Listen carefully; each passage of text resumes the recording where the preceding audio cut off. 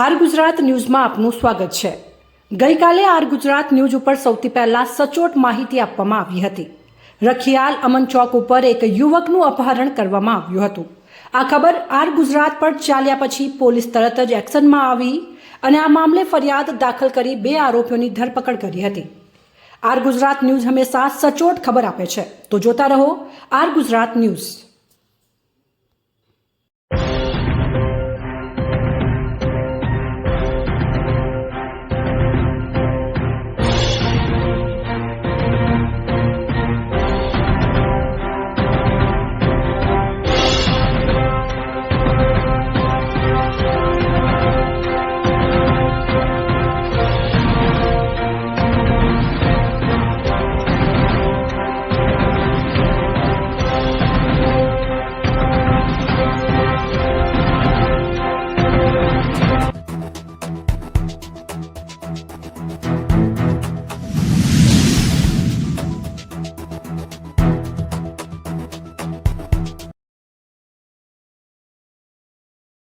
अपहरण बनाव बने तो आरोपीओ पकड़ाया है। शा माटे अपहरण कराव्યું, आरोपीओ कोण, फरियादी कोण, શું બેકગ્રાઉન્ડ जी आ कामे मोडी रातना रोज फरियादी तथा आरोपी जे छे ए तमाम सुरेन्द्रनगરમાં ભેગા થતા વિરોધ થયો આરોપીને અગાઉ નાની મોટી આરોપી સાથે ફરિયાદી આરોપી બધાના વિચાર કરાવે છે।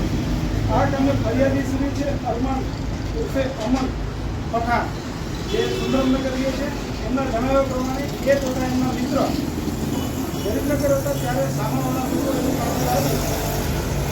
આ લોકો ભાઈજાન અમરેલ ચોક પાસે પકડી અને એના મિત્રને લઈ ગયા અને ત્યાંથી ગાંધીનગર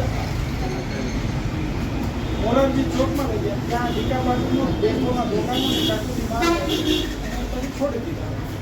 એ બાબતનું ફરિયાદ જાહેર કરેલી છે અને આ કામ પોલીસે તમામ આરોપીઓને રાઉન્ડ અપ કરેલા છે, જેમાં એક માઇનર છે અને 2 ફૂટ કોઈના છે।